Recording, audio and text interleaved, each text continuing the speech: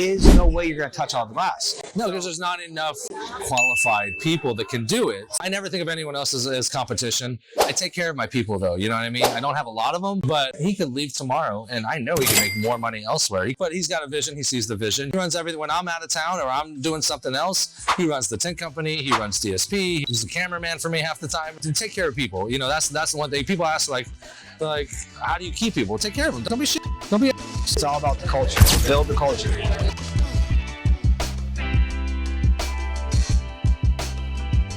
All right, what's up, everybody? Welcome to the Born To Tint podcast with the Miller brothers. -1 Miller today. We were at WFCT, and I was able to sit down with Patrick Latman from Dry Street Prep, have a conversation. We sat down with them at Tinter Battles. Beginning of the year, unfortunately, lost episode, so thankfully we were able to sit down again, have a very good conversation about his new products and how he's helping the industry and also helping abroad in general, helping the community and really giving back. So check it out. This is nice. Nah, I've always thought, they do booths the way I want to do booth. Like, I don't want to just sit and sell shit at the booth. I want to have a booth that you can like everyone gets paid extra for all the demonstrations and stuff like that. I just want to have badass motherfuckers come here and just do the educational shit here. Yeah. You know what I mean? Just for free, because no one else can do it. Yeah. Some people can't. They can't afford it. Well, that was like, were you in the Gary Vee? No. Dude, it was good. I didn't go. I was getting a lot of things prepped and ready. I can imagine with all the damn show. Are you helping Solar Guard? Huh? Are you helping Solar Guard? Yeah. Is Dry Shrink set up at Solar Guard? Yeah, it is. So partnered. So you're setting up Dry Shrink. Yeah, absolutely. Your solution. What came of that? Okay, so it had to be put on hold for a second because so we're not on right now, right? We are. Oh, okay. What's happening, man? Okay. So we came out with a new product, another product, the Dash Guard rope. So it's it's pretty much the same microfiber braided rope that you've seen for years and years. Yeah. And Robert from Soak Shield announced that he was going to close down Soak Shield. We gave our condolences and stuff, and Dry Shrink Prep has been a distributor for Soak Shield for years. So clients do like the product, and it's a good product. It's a great product. I think. Yeah, saved me a lot of money. Exactly. So now we announced I'm sorry that that's happening and such, but our clients do like the product. So we decided that we're going to go ahead and manufacture our own. So that's where the slip kind of went into the back burner. Like, to be able to come up with a product, develop a product, get packaging, get a process, a production line together, it is just so much more work than you would think. I think that's the biggest problem too, is people don't realize how much really goes into developing any kind of tool when it comes down to a tool, a solution. Even Dry Shrink. Watching you from the beginning with Dry Shrink Prep, I remember when you first kind of were putting it out there, I was stoked. Like when I first saw the ingredients, I was like, son of a bitch, still my idea.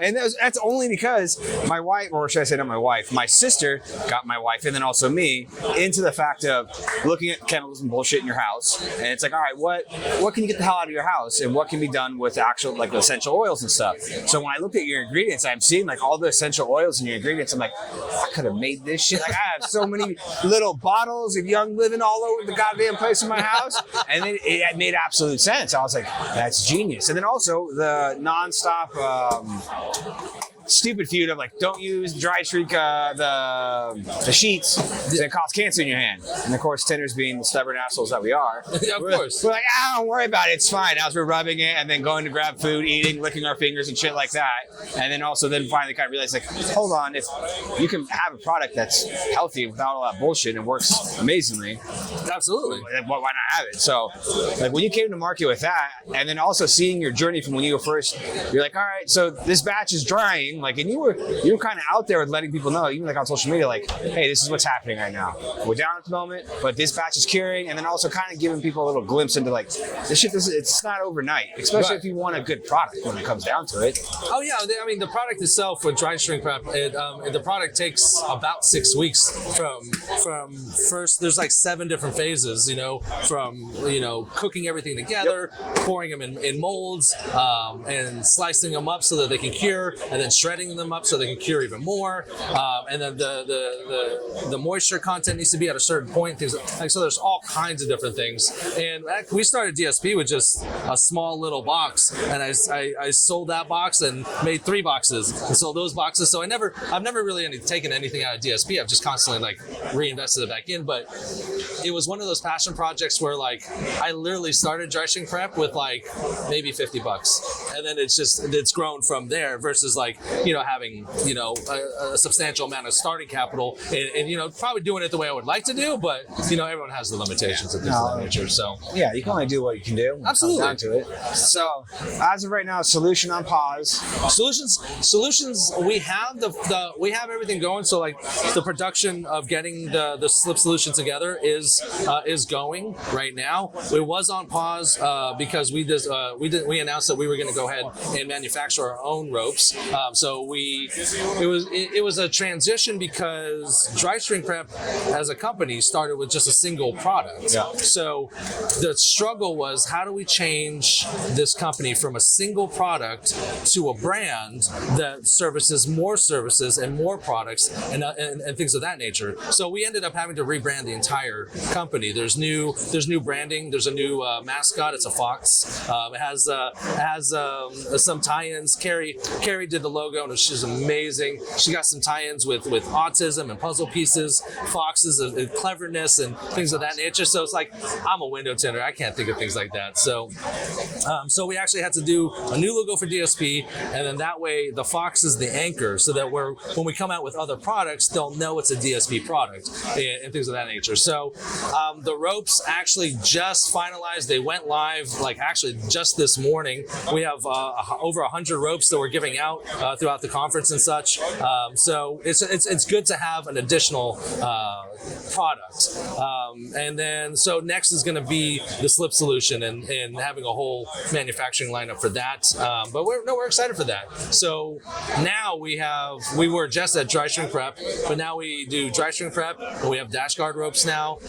We're on the cusp of releasing our slip solution. We do custom computer cut pre-cut kits for people, and we're charging only 2x, so we're not making a whole lot of money for it, but we package them in this really great packaging with these amazing caps at the end. So when you get this pre-cut kit in the mail, they're perfect. Nothing is going to be damaged. We've designed it that way, so it comes perfect. And the idea behind that is that I have access to all kinds of great films, right? I can charge $600, $700, $800, $900 for a car, but I also spent $3,000 or $4,000 in inventory to carry all those shades, right? Some of these cats out here want to do that, but they don't have $3 or $4 grand. So the idea is that I have an option that they don't just get whatever film by whoever. I got carbon film, I got ceramic film, I have high-end IR films. So you can sell the $600, $700, $800, $900 car. It might cost you a little bit more per square foot for the pattern, but you can bankroll your money. You don't have to stock the film. You don't have to stock the film, and then you can start putting your nuts away so that you can do that. Yeah. Kind of like a bridge. So hey, you start from that, you slowly build yourself up. Exactly. Same thing with Dry Shrink Prep. Like the fact that you started off, you sold one to 3, and then you kept multiplying from there. You built yourself up nice organic base to where when it comes down to, you have a solid base, and now you're branching out into ropes, solution. Absolutely. Like, I love the fact of seeing multiple different takes on things when it comes down to it, because I know there's other braids out. There's still other. If I'm not mistaken, Soak Shield ended up getting bought by someone. Yeah, and then now it's still up and going, but now it's under different ownership. But at the same time, having multiple products to me drives the industry and drives everyone who's actually making the tools. All right, how can I improve this? How can I make it a little bit better? Like right now, the big thing, Tint Buster and True Spray. Yeah. Like from an up close perspective, people are like, oh, like it's almost the same product. Like how can you compete? It's like no. It's great having two companies be creative and ingenuitive to actually think like, all right, where's the next step? How can I make this product better for my industry? And it's even better. I love the fact that it's tinters that are doing it, because we understand the small little nuances that it's like, I wish this tool would change this little bit. Like even when it comes to Dry Shrink Prep, when it comes down to it. Yeah, you could have just got away with using the dryer sheet constantly, but then you sit there and think about it, and you're like, you thought about like, that's not healthy at all. What's that going to do technically to our industry when it comes down to it? The long-term effects when it does come down to it, because that is going to screw you up eventually if you keep dipping your hand in chemicals constantly. Okay, Kyle Whalen is a prime example. Kyle Whalen used dryer sheets for 15, 20 years. He showed me his hands, and they're dried, they're cracked, they're damaged. And Kyle won the automotive a few years ago at Tinner Battles in up in Georgia. What was in Georgia? I think north of Jacksonville. Yeah, it was Amelia Beach. Amelia Island. Yeah. Amelia Island. So with anyone that wins the automotive tint offs, they get DSP for life, and they get a code and they go in. I'd have known that. I would have tried even harder. Damn. The Mike Powell and there's a couple different cats out there that have DSP That's for cool. life. They just go on, they put their code in, they don't pay for shipping, they don't pay for anything, they get whatever they want. Damn, that's cool. I feel like they earned it. You know what I'm saying? They earned it. So, but he says he uses DSP now. He loves it. He's been a big advocate for it, and his hands do look better. And it's like, so I do think it's something that helps. Plus, also, it was like one of the few things that like we didn't have a tool for. We just reused something else and made it work. Like we have knives and squeegees and bulldozers, and we have everything for especially for our industry. But for that, we were just like recycling something. Yep. No. And well, even when it comes, I'm excited for this. Because I've already used a slip solution once. I'm excited to use it again. Look, I'm excited in the fact that I like the fact that it's coming from our industry. Like it's not like, yeah, I can only use Joy soap. That's usually what I use is Joy. But at the same time, if I can support within my industry a product that is being designed towards what I do for a living, it's a no-brainer. Yeah, and you know what? There's a lot of good people. The overall idea too is that I have, not me personally, but like I have an ability to be able to see something and be able to maybe improve the packaging, improve this, because there's a lot of guys out there that have great ideas, but they have no networks, they have no idea how. I mean, it might be a great idea, but can you produce them, right? Can you make X amount and keep up with demand? Can the quality stay up if you're going to be scaling to that scale, that size? Can you do packaging? A number of different things. So one of the things too is I want to touch base with people that have ideas that are, I have an idea for this. Okay, well, that's great. Do you have a prototype? Can you do something with it? Do you have something? Right, can we make it better? How do we improve it? And then help those guys bring products to market. I think that'd be an amazing thing, because some people have great ideas and maybe just they never do it, or they don't get around to it, or they have it, but they're like, I don't know it. Who's going to buy something? I mean, who bought something from me? No one knew what dry shrink prep was. Yeah. When we first came out, no manufacturer would touch us because it was an unknown product. No one knew if they were going to like it. I mean, nothing. I grinded for 3 or 4 years just selling direct to clients and customers, and then now we have distribution because people love it now. Yeah. So I don't know. It's been a fun journey. You earn the trust of the installer, and that forces the manufacturer to like, all right, like if we need to be in business with him. We need to team up with him. Like our clients want this product. They're nonstop talking about the product. Why aren't we selling this product?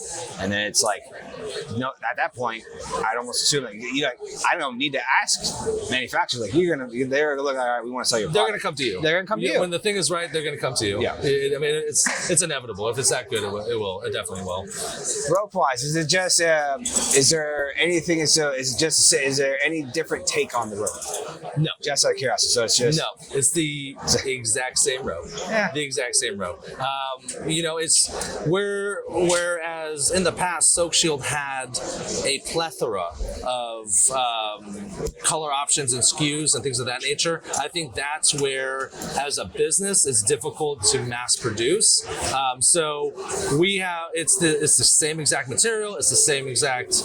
We played around a little bit with the lengths and things of that nature, but as a whole, it's pretty much the same. But like our small size, it only comes in one color scheme. Our original size comes in one color scheme. Our extra large comes in a different color scheme. But that's it. So the only time. We good? Yeah. Oh, okay.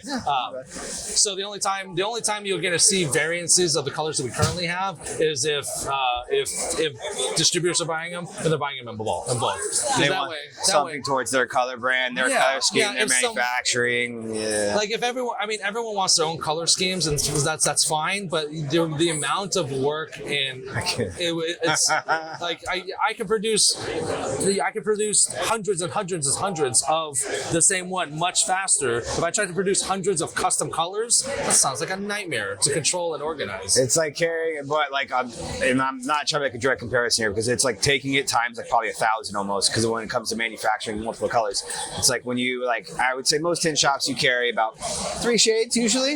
Yeah. When each manufacturer within that line of film has probably got about 6 to 7. Right. You always hit the one customer. Well, do you have this shade? No, I don't. Yeah, exactly. Well, why not? Well, when it comes down to it, it's not a very popular shade, and then what it costs me to inventory that shade in all those colors, and if it's not in high demand, I'm just gonna sit on product this entire time. Yeah, exactly. But times 1,000, especially because if you're doing all the ropes in those colors, like if all of a sudden you're like, oh, this color's gonna be goddamn amazing, and then you're looking at a full box for the longest time, like, all right, these are gonna go on clearance now, and now you just took a loss. So that makes sense. Well, one thing that we're actually doing is, so my team is prepping all the it comes into a batch. We call them a batch, and usually there's either 40 to 50, 60, depending on the batch. So, but we also have a network of people that actually do the braiding for us. So they're either special needs or special abilities. Both my kids are autistic, right? So I have a special place there. Both my kids go to special schools. So there are autistic adults, 18, 19, 20 years old, that can't hold down traditional jobs, but they can do repetitive tasks and things of this nature. So it's a way for us to be able to, and also retirement homes, elderly women and elderly men, gives them something to do, gives them a little gambling money, like, you know what I mean? And we're able to go ahead and help have certain people that would not have a typical job be able to do make some money and make some income and do some stuff. So that's fun. That's awesome. My son's on the spectrum too. Yours is too. I didn't know that. That's amazing. Dude, that hits home. That's cool. That's okay. Dude, that's fucking cool, man. That's awesome. Yeah, dude, no, that's me. That's going above and beyond. That's fucking awesome. Like no one, like something like that. Like it's hard to have a conversation about shit like that, and someone to actually truly understand it. Oh yeah, both my boys are. My youngest is 8, and sorry, I'm getting all like. Sorry. My youngest is 8, and he's like level 3 autism, non-speaking, learning disability, things of that nature. And my oldest is level 2. So I'll be honest, I think I am autistic. Like, to a certain extent, I'm a different cat. I beat by the tone of my own drum, I guess. And it's like anything else. You just want to provide the best for your family and your kids, and give them the best you can, and do what you can. My youngest, he's gonna be with me forever. So so I mean, that's another reason why I used to be a window tinter, and I made great money when I tinted for other shops. I mean, great. I mean, I was pulling in 75 to 90 salary for but I do sales, I do management, inventory, stuff like that. Well, that's good, but like my kids require a lot more financially, so that's another reason why I started DSP and doing all the videos and opening up my own company. I mean, running your own company sucks. There's good financial upticks sometimes, but like the stress that you got to deal with people and then your employees. That's I have the thought, I wouldn't say constantly, but every once in a while it pops into my head. I just want to go tint windows. Gotta be nice just to go be a fucking installer, right? Hand me a box of film, let me go to someone's house. Those were the days. Yeah. And then now it's like, but at the same time, I say that though because even running and operating a business, it's extremely enjoyable. Stressful as shit. Yeah. But you know, it does have its benefits. But you know, I've gotten lucky in this industry in the fact that I was born into it, fell into installing, realized I was a decent installer. When it came down to it, and you know, got through that transition. Now the next transition with my dad having a stroke and being out of the business, and like he was already prepping us for us to take over. But like being a business owner, like it's a completely different hat. Like I know the installing side like the back of my goddamn hand. Right. Like when it comes to doing a project, getting a project done, and then it was like my dad prepped me for the actual business side of it, and then actually when I got, you know, you get thrown into it, like just like, all right, everyone's coming to you for the damn decision. Like what do we do? And you're like, I guess we're gonna try this. And let's go forward with that. But yeah, no, it's completely different. It's hard, but you know what? You have to have the right team. You can't just, because it's expensive to bring people on and then they leave and train them. Here's the thing. Like someone said on I think it was a TikTok. It was like the 1-3-1 rule. Like 1, isolate the problem, find 3 viable solutions for that problem, pick a viable solution and go with it. So 1-3-1. And I try to implement that to the guys on my side, on my team, because they don't know as much as I do, or they haven't been in the industry long enough. So there are always some reservations, but you have to get to a point where you're like, okay, you know what I mean? Like you're good enough, you're smart enough. I know you have some maybe you don't think you're there, but I believe you're there, and just go with it. You know, and then that way, I don't have to micromanage him. Like my guy Zach over here, when I met him, he was working part-time at Target, and he's not very great at cars, I'll be honest. He knows that. I know that. But he's just he knows that. There's a Chevy Malibu with a broken spirits, and that boy didn't touch a car for 2 months. But he's a savant on flat. I mean, he can lay flat like you wouldn't believe. He's smart then. Don't touch cars. Just go to it's flat. If you want to learn flat, you know, come to the academy. It's gonna be open next year. So that's what we got going on right now. Well, that's exciting. That's exciting. So we got the contractor.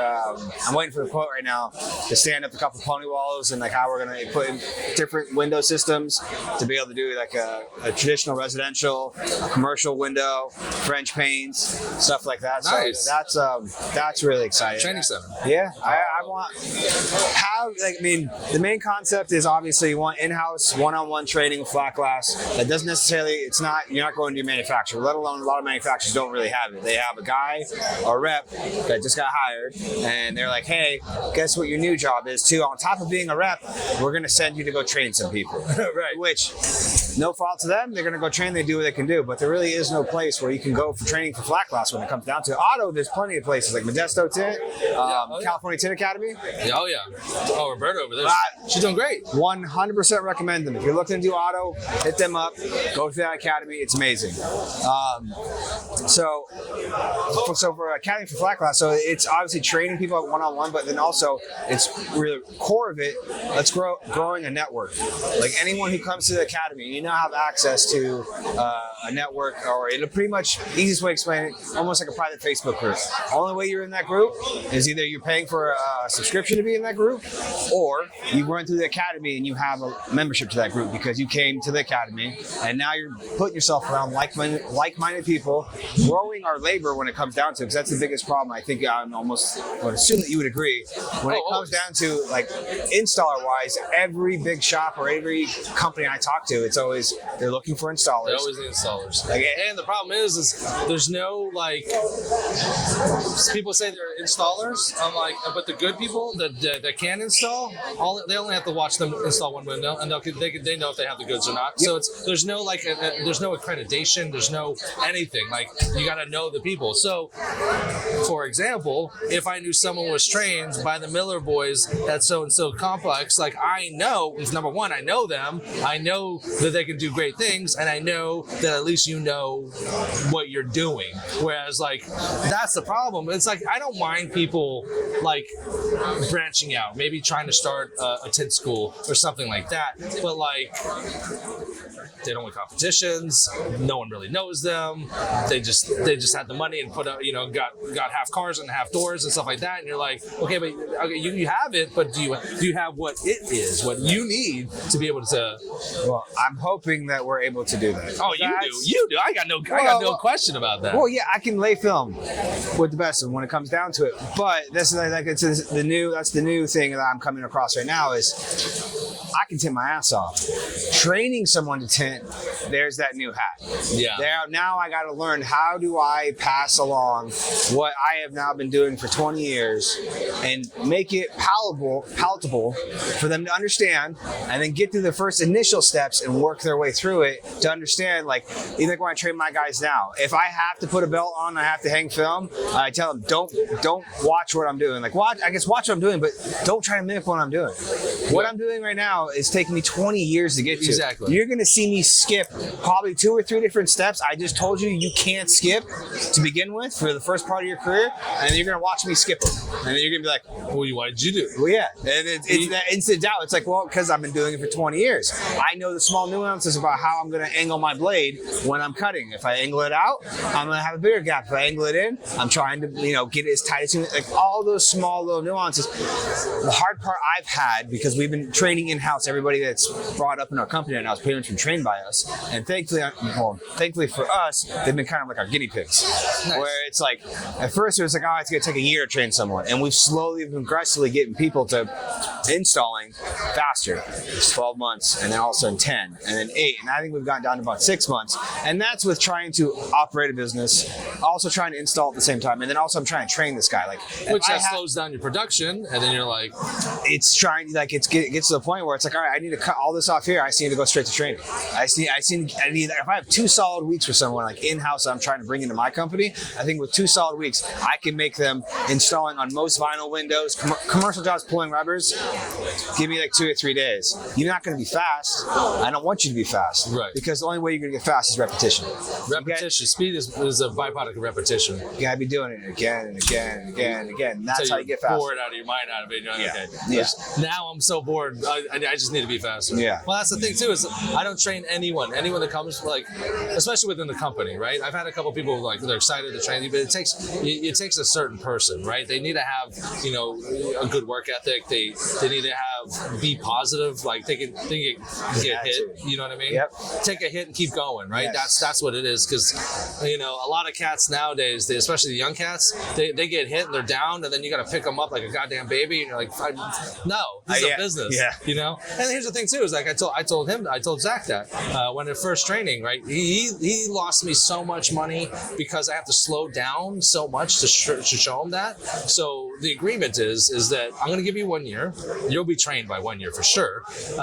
But then I'm going to get 3 years back from you because I'm going to get my money back from what I lost, and then some. Oh. It's an investment. Yeah. And then after that, you can either A, stay with me, B, open up your own. You can do whatever you want, because at the end, when you're gone and you leave me, you have a craft that you can take anywhere. Yep. And go anywhere. Yep. So, and I'm okay with that. And if you want to grow bigger, better, badder, go do your own thing, then go for it. Assalamu alaikum, what to you? Yeah. But I need to get that first. You know what I mean? Yeah. No, it's the fear of training someone that a lot of people have, especially with our industry. Like, oh, I'm training my competition. It's like, sure, if that's the perspective you want to take on it, sure.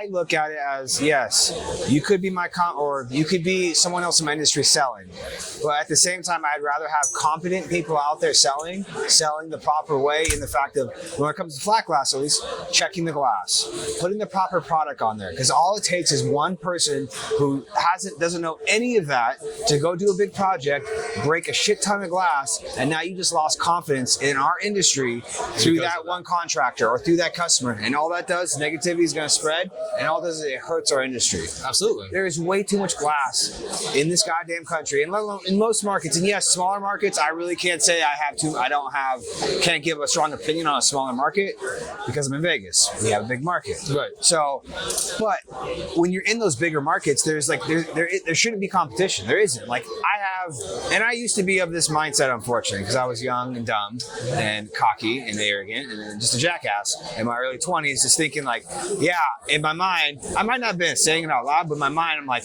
yeah, we're going to put them out of business because we're going to get so busy. And then realizing later on, like, wasting all that energy thinking about that, I could have used all that just focusing on myself, my company, growing my company, realizing that if we all were booked out for years on end, especially in Vegas, and we can handle everything we could possibly handle, we're still not touching the amount of glass that Vegas, Orlando, like all these markets, all these big ass markets, there is no way you're going to touch all the glass. No, because there's not enough qualified people that can do it. So why go? Yeah, I mean, I never think of anyone else as competition.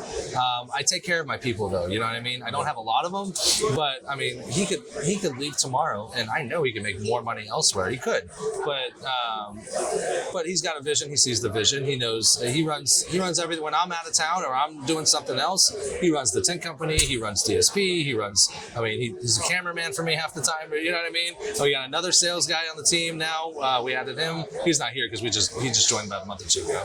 But take care of people. You know, that's the one thing people ask, like, how do you keep people? Take care of them. Don't be shitty. Don't be assholes. Yep. Right? There's no reason for it. He works hard. I know he's loyal to me. And some days fucking suck, and some days are really awesome because we're out early. We're out earlier than we expected. Yep. You know, we hit our goal for the day. Screw it. We don't need to be here and burn the midnight oil. It's all about the culture. Build the culture.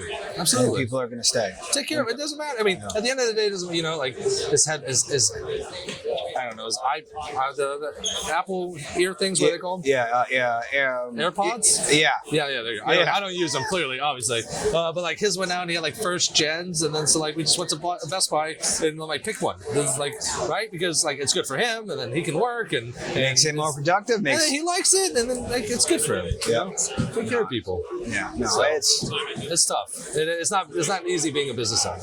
Not easy being a business owner, and then trusting people, because like sometimes I literally walk away from my business because I have other business to contend with. So it's having trust with people, taking care of people, and I like keeping it small. I'd rather have a small group and pile all the work on everyone than having a bigger group and it's diluted and not everyone's getting taken care of. You know, some people are struggling, they don't have money, this, that, and the other thing. You know, and the one thing I've learned in the last couple of years is that like I used to be so prideful. Like I'm gonna only tint cars for $650 sides and back. I'm only gonna do windshields for $350 no matter what. If I'm not making $1,000 on a car, you can go kick rocks. I don't give a shit, right? I'm that good. I'm worth it. Am I still worth it? 100%. Yeah. But you know, the downturn in the economy, like, you know, everything's a lot more expensive. A lot of people are living check to check, like they don't have extra money. So I don't believe like right now isn't the heyday for our industry. Right now is take care of yourself, cover your bills, cover your crew.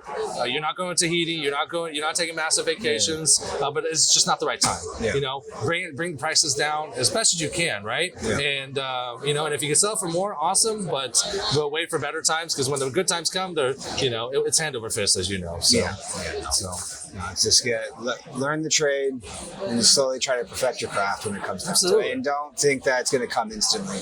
No, I think that's the biggest thing, and that's where I struggle trying to, I guess, make my team or make my people understand, especially the guys that we've trained. I felt like I failed them by not setting the expectation, but setting the timeline appropriate for them to say, yes, in this industry, you can make anywhere from 75 to 100, 150 plus, depending on what you want to do and what you're trying to get out of it. Absolutely. You want not say simple, because 9 to 5, you know, most people are like, fuck that. I just want to work 9 to 5. I want to make decent money. It's like, yes, you can do that in the tint industry. You can get to the point of making 60, 75,000 a year, working 40 hours a week. Now, that will not come right off the bat. There's going to be some time, because you've got to get those reps in to be efficient enough just to work that, you know, just the regular technical 8-hour time period. And eventually you will get to the point where you can get up high and only work 40 hours. But then that's like a 10-year plan, 10, 15 years to get that faster, where, you know, I'm only working 8 hours and this is what I want to make. Sure, you can get there. But if you're going to I'm only working 40 hours a week to get to that point, it's going to take you 10 to 15 years. Oh, yeah. Or if you want to get to the point where, hey, I want to get to 6 figures, figures. I want to get there as fast as possible. Okay, you can do it. Be prepared for about 60 to 8. There's going to be some 80-hour work weeks in there when it comes down to it, especially summertime. And then winter, you'll have some of the shorter weeks too, but you're going to have hours put in. And yes, you're putting all the hours in to make the money, but at the same time, what you're getting from it that you can't put a price tag on is those reps. Right. What makes me a fast tinter is the fact that I got to start when I was 12 years old. Like, I had a leg up. I know I did. I'm not a dumbass. I was getting reps and not realizing it. And then when I got to the point where it became my career, it was like I was already at a point being so fast, because it's like, oh, I've been tinting for like 8 to 10 years already, right. At least dabbling or doing something here and there. But it's like setting that expectation for my installers, like, okay, where do you want to get to? How fast do you want to get there? If anything, I guess that's where I need to start when it comes to, I guess, anyone who's actually going to be the trained in the industry is like, all right, what do you want to make? What's your goal? And what in your eyes is your timeline to get to that goal? And I'm going to tell you if it's even possible or not. And if it is possible, I'm going to tell you how many hours you have to work in a week, only for the fact to squeeze that many reps in to get that fast to get to the point you want to get to. Absolutely. You know, I think I failed my people, and that also just comes with, again, now I got that new hat of like, oh, you're gonna train people, and just thinking like, well, I can train people. Yeah, right. Yeah, it's hard. It's hard because you don't think about the steps that you do, and have to verbally explain it. Cutting an edge. As I'm dragging my finger across, it's like, all right, so you're gonna do is you're gonna cut that right there, and then I realize, all right, see what my other hand's doing? Yeah, you see that's up and tight and pushing this film into this frame. It's pushing it into this frame to keep the tension off the film, to pull it off the frame, keep it nice and flush, so we have a nice even cut.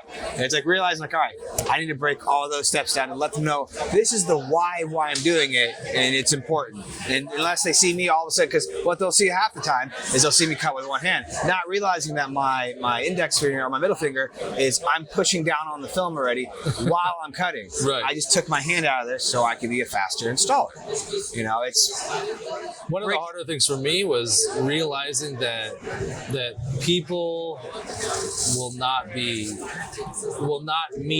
the production that I do, and I can't expect my employees and other people to produce as much as I do. They don't have the experience, they don't have the time, they don't have the skin in the game, they don't, a number of different things. I always say that you'll get 70% of what I can do. If someone can do 70% of what I can do, I'm happy.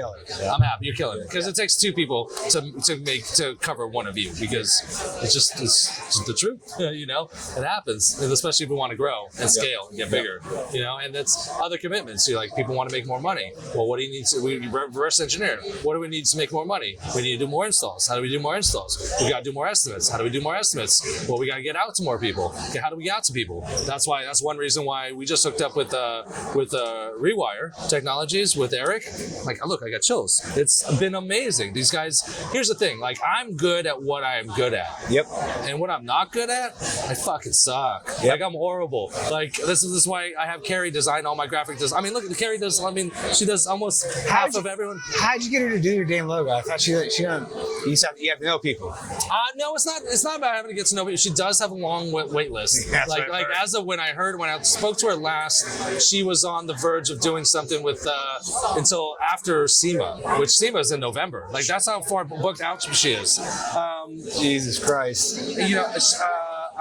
She called me a legacy client. So I've been working with Carrie for 5 or 6 years ago. Every design and every logo that I've ever had has been from Carrie and Carrie alone. Now, she said, I'm busy, blah, blah, blah. Okay, I respect the game, you know what I mean? Would I love for her to do it? Absolutely.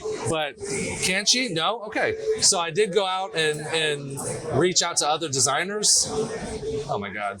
Worth the wait. Carrie's worth the wait. It was like visual vomit. I'm like, there was so much wrong with all the logos that happened with other people. And I gave one guy 50% deposit for 2 logos, and it just really wasn't working out. And I'm like, listen, I know you spent some time on these logos. Why don't you take half of what I've sent you already for your time? You know what I mean? You put a little bit of time. Yeah. He only finished 1 logo. Never got anything else back from him. I haven't even heard from him again. I'm like, so, I mean, it is what it is. But yeah, I think Carrie came in and took care of me. She found the time. It's like, it's like anything else, right? If people want to find the time, they will, and if they don't, they don't. And that's really where that's how I take life in general, right? Like, I want to do something, I'm gonna go do it. Do you want to come with me? Sure, let's go. Like, I'm not gonna talk you into it, right? And what will be, you know what I mean? And if good things happen, if I do good things always come back around. If I do shitty things always come back around. So just it's a good motivator to be good. Oh, absolutely. All right, so I will say, bring bring this thing kind of full circle. Are you having flashbacks of us being here? Because we're back in Orlando. Say the lobby way. Towel. Walking through the lobby way. So my first time, I think I actually kind of met you, it was in 21. At the Rosin? Are we talking about the towel incident? Yeah. Everyone thought you were running around naked. Oh my gosh! See, and that has stuck now for what, a good part of 3 years too. Oh my gosh! And here's the problem. Here's the problem with that is because 5 years ago I was still very up and coming. You know, I had maybe like 10,000 followers on Facebook and like, you know, a small Facebook group and things of that nature. But like, I was out there at the time. I was out there trying to get sponsorships and things of that nature, and so you have to keep your nose clean. So it's like window tinters are like women at the hair shop, right? They all talk. It's I was at the bar outside with a bunch of people out there. Like, okay, so the bar we were at was in a nice hotel, and then the lobby was right there, and outside those doors was the pool. Well, they ended up shutting down the pool bar out there. Which makes sense. So I'm like, okay. So I'm like, but this is a nice hotel, so I don't want to trample my wet clothes or wet suit through there. So I put a towel around me to go to the bar in there. Well, everyone thought I was naked. Everyone thought I was just walking around in a towel. I'm like, no. And then someone took a picture of it. Next thing you know, it was with everyone. And everyone's like, why are you walking around naked? I'm like, no, like, that's not the case. It's not what happened. So, and you know, those funny things happen. And you know what? The people that want to believe me and know that, like, I wouldn't really do that. You know, it's a little wild, but yeah, it still makes for a good time. It's funny. It's no harm, no foul. It's hilarious how something like that, especially in our industry, when you compare us to like hairstylist gossip, 100%. Oh, that shit caught like wildfire. It spread, especially the photo. I think the photo is what kind of planted like that taking hold, was the photo getting posted. Because like in the photo, people can think of whatever they want to think. They weren't here. They don't understand the fact that there's a pool right there and all that. Right. They just see you in a towel downstairs at the end of the day a tint competition, which for the most part, tinters do sometimes get a little wild when it comes to partying, especially towards tail ends of things. You know, reps are, you know, you're at a bar with your rep, you're just having a fun time, so things can get off the rails every once in a while. So like, it instantly grabbed hold of like, naked. He's naked. Yes. For anyone that doesn't think that story is true, I can prove that I was at the pool, because if you look at the picture, my hair's not done. And in any picture, in any public setting, I'm always camera ready. So that is proof right there that I was not ready. Hey, I know that checks out. So that's hilarious.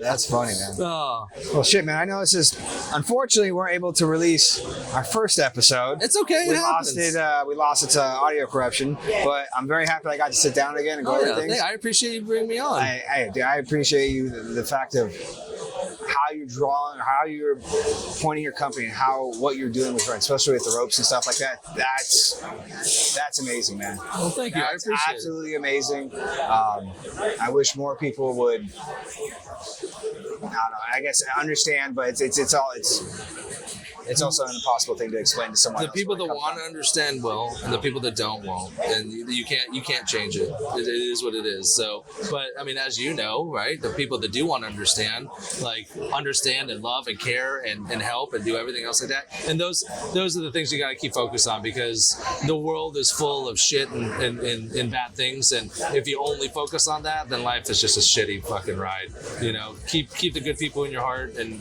in your life, and you know, then good things will happen no matter what. I appreciate it, brother. Thank you so much. I appreciate it.